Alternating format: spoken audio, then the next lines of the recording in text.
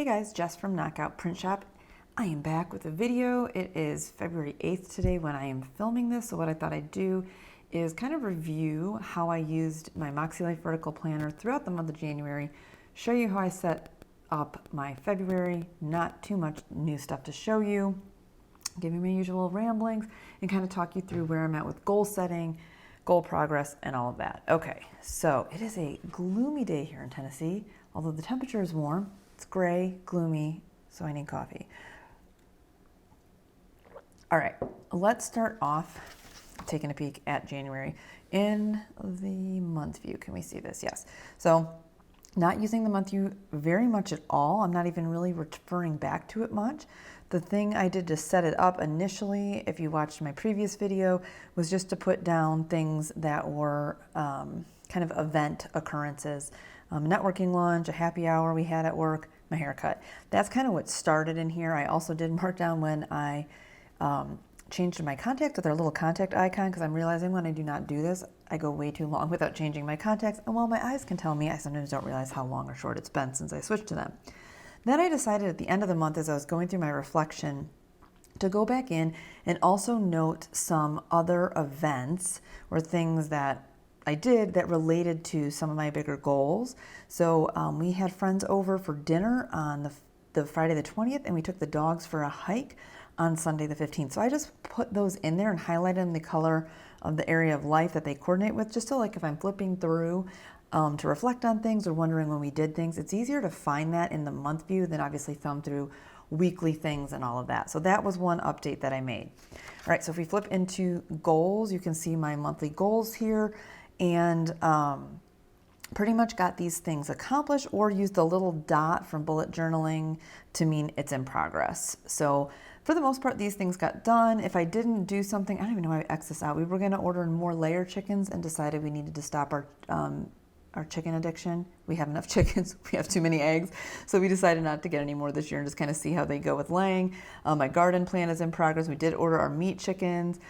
We did, like I said, went on a little doggy adventure last month. Matt and I did a few date nights, got my work-related things. And I used this arrow here to be like, this didn't happen, let's move it to the next month. There was a book I wanted to start reading. I haven't done that yet. But most stuff happened, and it was a good month as far as getting my monthly goals done. And at the time of this, the painting of the kitchen cabinets was in progress. So I kind of made some updated notes here. So if I'm, again, flipping back, I wanted to kind of see when I put this little dot, what did that mean? So I put, oh, we primed, filled, and did the trim on the cabinet. So I've kind of started to do this thing where with certain goals, if it was, even if it was accomplished, maybe leave myself a little note, or if it was in progress, leave myself a note, you know what I mean? So I'm kind of giving myself more information as to why things did or didn't happen or still in progress. Okay, so week one, weekly action steps, same process. You can see I'm using highlighter, mild liner highlighters, the Moxie Life mild liners. They're not mild liners, the Moxie Life markers, I think they're called.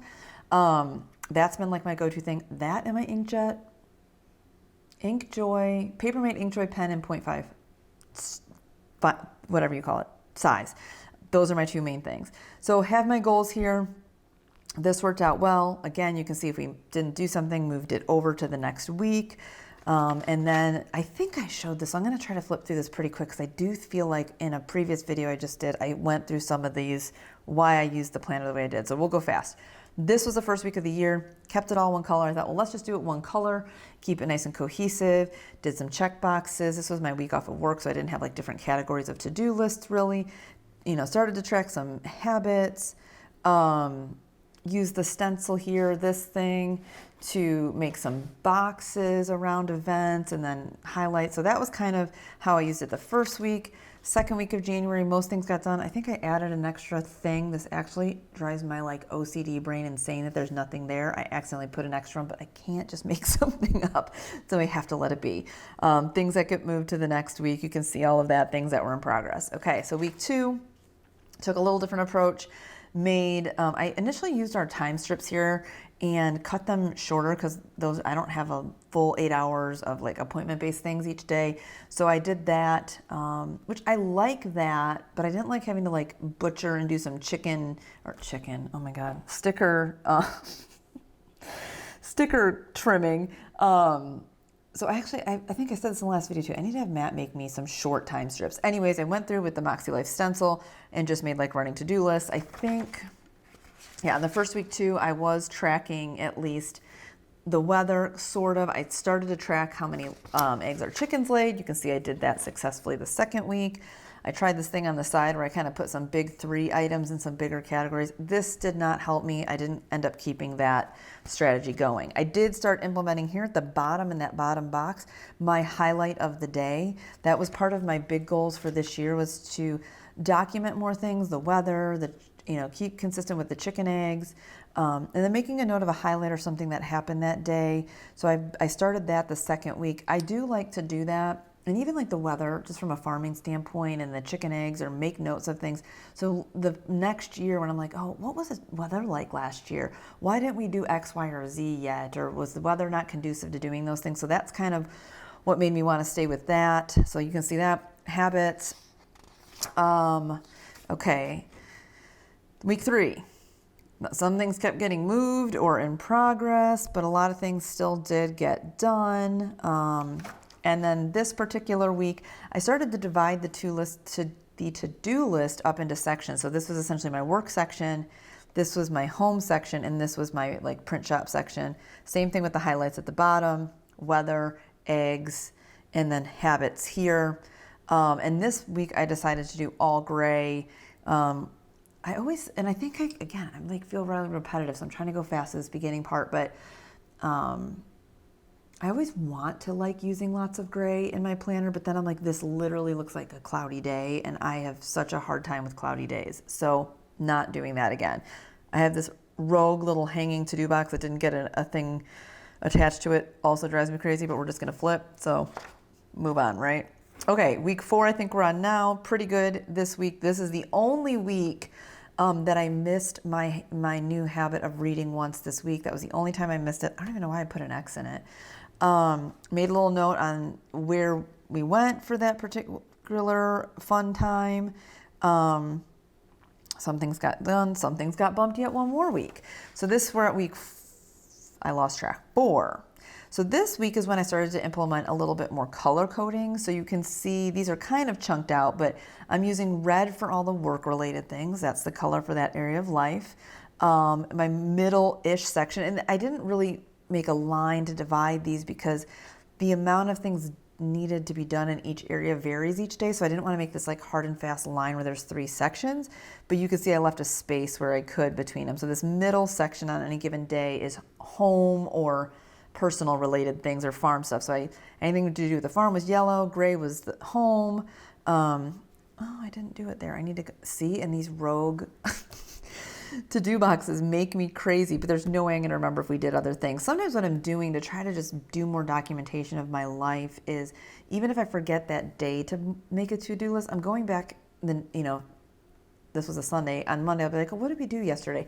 And marking things off, just so I kind of am jogging my memory of what happened that day, what I accomplished, things like that.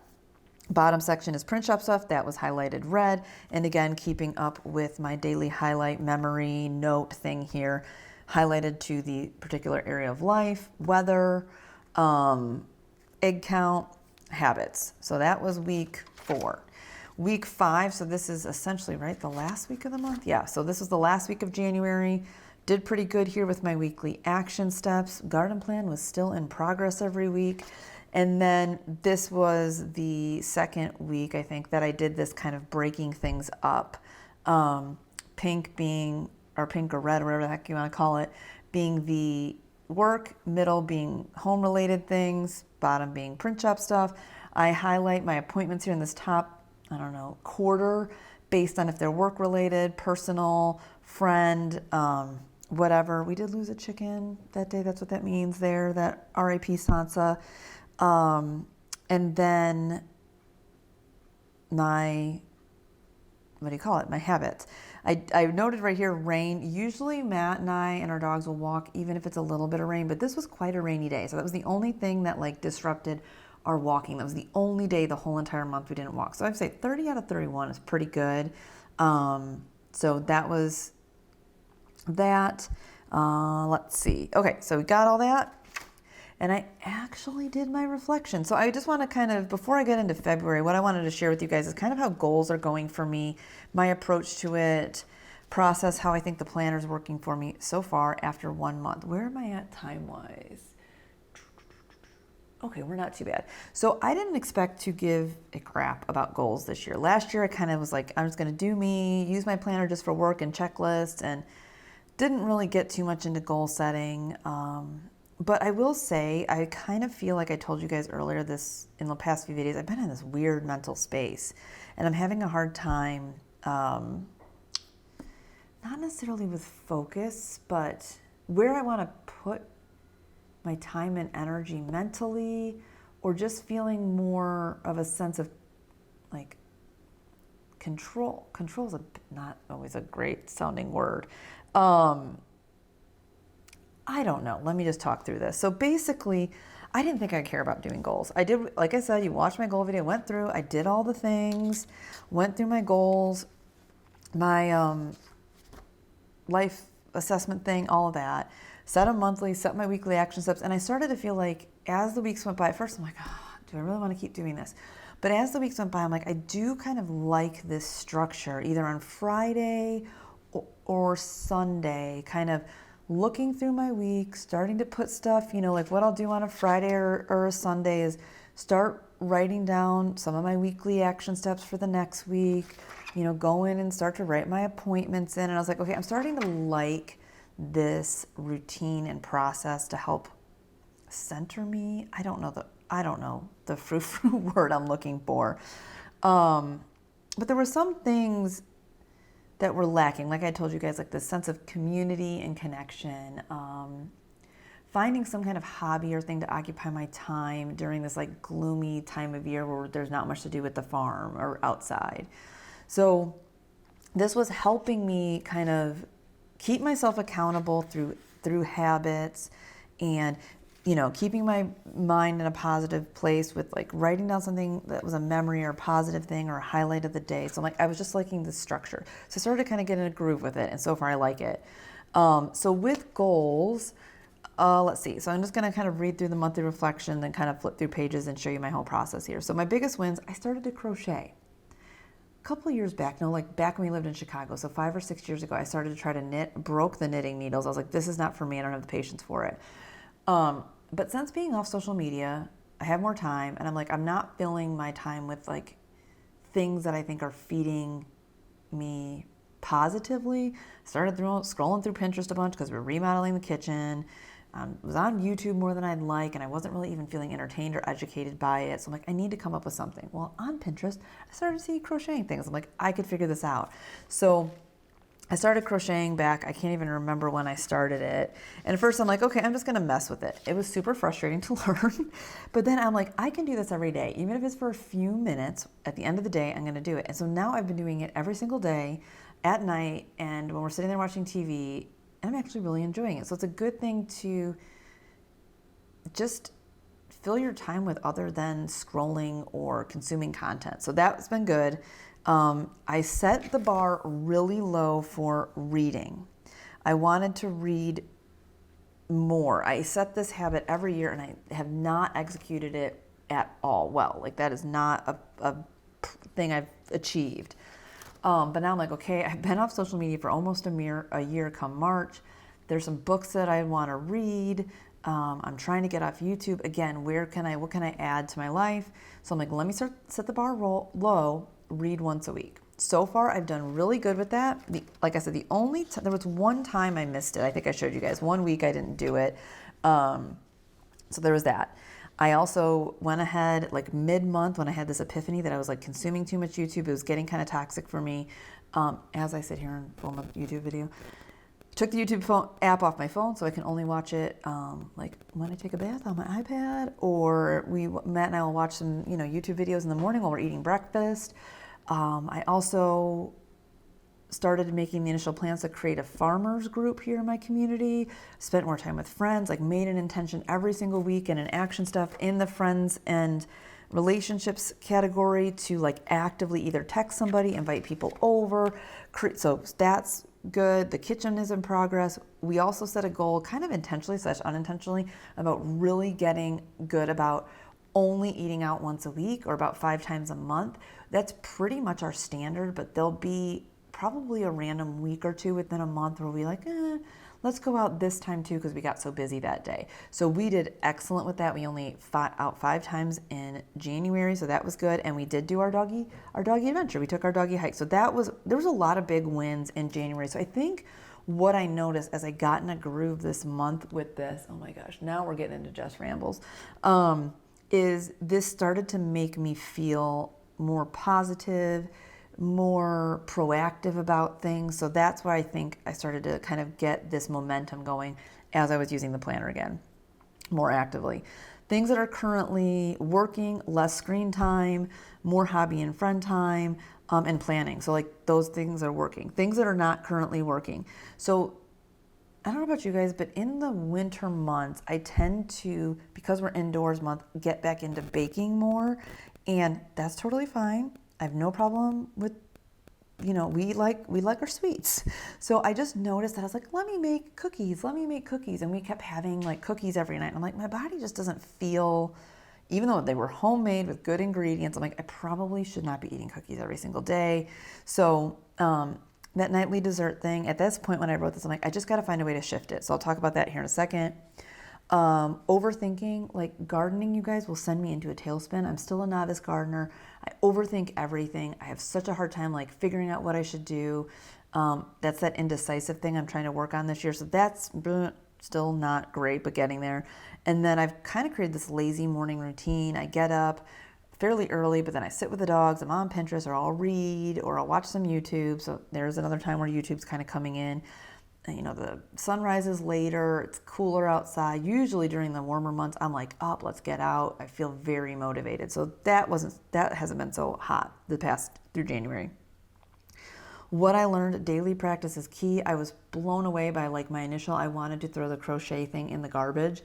And every day just doing a few minutes, how now like I am so far from being good at it, but I can actually do things and I'm starting to understand it, and the like muscle memory is coming in. So I think it just reiterated, I hadn't started something brand new that I didn't know how to do in a long time, and it just really solidified the idea that daily practice, even a few minutes, is key to anything you're trying to learn.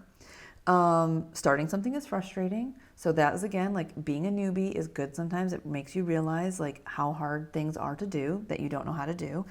And that slow and steady wins the race. So you can see that's all kind of my thoughts from learning how to crochet. What improvements or adjustments do I need to make next month? Less sugar desserts and adjust that lazy morning routine. So again, this is all kind of like wrapped in together. What am I most grateful for? Matt's skills to remodel our kitchen affordably. Like Matt made brand new shaker doors, went through this big process of like filling the grain in our old fashioned oak cabinets and sanding and priming. And they're turning out great. He's doing such good stuff, and it's much cheaper than obviously paying somebody to do that. Flexibility with my job. My job is a challenging thing for me at this point, not because the job itself is challenging, which actually is part of the challenge. It is insanely flexible, and there's very little accountability, which has got some really good things about it, and then there's some challenges that come with that. So I sometimes have to remind myself that I need to be grateful for the positives of it, and our lifestyle. So let's see, habits I want to nurture next month: keep crocheting, reading, improving my morning routine, and continuing to work on connection. So I would say, like, truthfully, this month was a 9 in all areas. I would say the only challenging area is just, again, my kind of like career situation, but that's not something I expect to like flip a switch and it's going to be fine. If you can hear noise in the background, it's my dog. So with all of that, I went into February with that in mind to set up for the next month. Okay, what are we at? Almost 20 minutes. All right, so what I've got here is I had already gone through in the beginning of the year, and for January, February, and March, put in anything like work event related. So those were already in, but I did do like I did in January and dog hike. We did on this past weekend, had friends over for like a coffee date here at the house. So I put that in. I also marked using this little guy here. when we started our bags of chicken feed, because I want to more accurately kind of track that contact thing. So that was it for my month view planning. Went through here and set up my goals for February based on some of my reflections. This area, the personal, is kind of like garden, home, or not garden, personal / mostly farm stuff. So finalize my garden plan. This is clearly taking a long time because I'm so indecisive about things. Do some seeding of the pasture, start seeds indoors. We already did our doggy adventure. We'll have to plan a date night. We do a date night each week, but I think just having that there to remember to do something fun is good. Publish one video, doing that today, filming it. I teach my business boot camp here this month. Continue reading the book. I already marked this out because I'm doing this every week. That was kind of presumptuous of me to think. We already had our friends over on this past Monday. No, I put weekly date night here. So maybe we'll do weekly date night, but then we need something super fun once a month. Health stuff. So start a new training program that happens every month. I intentionally put eat out 5 times a week because while we're already doing that, not 5 times a week. Oh my God, 5 times a month. I just thought, you know what, let me be really intentional about it and write it down. And then I just put reduced sweets. I don't generally like goals that are ambiguous and don't have like a number set to them, either add this, subtract this, and I prefer them to be positive. But I wasn't quite sure how I wanted to approach the reduced sweets thing, and I'll show you how I'm doing it in here in a second. Do my daily record of highlight whatever, crochet daily, and I have that in spirituality and personal growth because it actually is good mentally for me. Get the tax documents all situated and finalize painting the kitchen cabinet. So that's kind of the big goals. So I'm going to show you week 1 and week 2 since we're already there. So this was week 1. It's good to see all these good things in one of my most important categories, which is family and relationships. So that was good. So what I decided for the sweets thing is the first week of the month, which was last week, I decided I'm just going to track how many sweets I have. So like, let me get a baseline. And if you're like trying to change a habit, I think that's a great place to start. Before you even go into adjusting it, spend at least a week, probably 2, tracking it so that you know what you need to adjust. Like you might be like, I do this every day. Well, how often do you do it? Is there a time of day you do it? So get clear on what the behavior is related to or how often it is, and then start to make your tweaks. So that's kind of what I did the first week. And how I did that was I added a sweets tracker. So it's not a good habit to track, but it is a habit. So I think that's an interesting thing too to think about here is when you're tracking habits, it doesn't necessarily need to be a healthy one. You could go ahead and track your unhealthy habit so you get yourself a baseline. And then what I did at the bottom here was wrote what the sweet was. Like sometimes it'll be like, I'll have a little tiny tablespoon or a tablespoon and a half of like organic chocolate chips just because I want something sweet. Or sometimes it's a Rice Krispie treat or a brownie. So it just depends. So I wanted to kind of go, okay, what is happening? So this week I had sweets every single day. So then what I decided to do, knowing that, was for week 2, reduce it from 7 days to 6 days. So sweets, I didn't even have them yesterday, so I'm already, boom, winning. The good thing with habits is even though you're like, well, that's stupid, Jess, one day isn't going to matter, but it will, because one day a week done week after week after week does result in change. And it's easier to adjust habits in incremental pieces than in like, I'm cutting out all sweets for most people, at least for sustainability purposes. You might be able to do a 30-day no whatever, but can you continue that habit in some useful iteration after that 30 days? Anyways, that's how I approach habits. So far, just wanted to share that with you because that's how I'm going about kind of altering, changing, shifting a not so healthy habit into something that's more in the moderate level. So yeah, that's basically what I'm doing that's how January went, and this is how February is going so far and how I set things up. Again, I feel like I'm pleasantly surprised that my planner is become a very useful tool right now at this part of the year, this phase in my life where I'm at mentally and with life and to-dos and tasks and projects. I feel like I'm being productive and proactive with things, and it's keeping me aware of things on both the positive and, let's say like the healthy and unhealthy side of habits and life so that I can make adjustments and things like that. So all in all, I'm very happy with it. From a sticker standpoint, you can see my sticker use continues to be pretty minimal. I'm really, really loving this ruler stencil thing from Moxie. The only thing that I find frustrating is because this is this mega enormous huge coil, I have to like pull pages over and like hold it all jacked up to do this day. I did realize I can flip it this way here for Thursday, but doing the Friday is so hard with this massive coil. I thought I would use more stickers this month, even for February, even in the monthly, which I haven't, but I think I might start that Q2 because I already have March set in with just mild liners. So that's pretty much it. Where are we at? Oh my God, this is like 25 minutes. I need to stop talking. Okay guys, so I just wanted to share with you my update on how I'm using my planner, goals, habits. Oh yeah, I added a little line this particular time to break this up, but clearly I can't even do that in a straight line. That doesn't look so hot. So anyways, that's how I'm using my planner. That's how January went. Let me know below, how did your January go? What planner you're using? How is it working out for you? Are you focused on goals this year? Not really. Let me know your thoughts, and I will see you guys in the next video. Bye.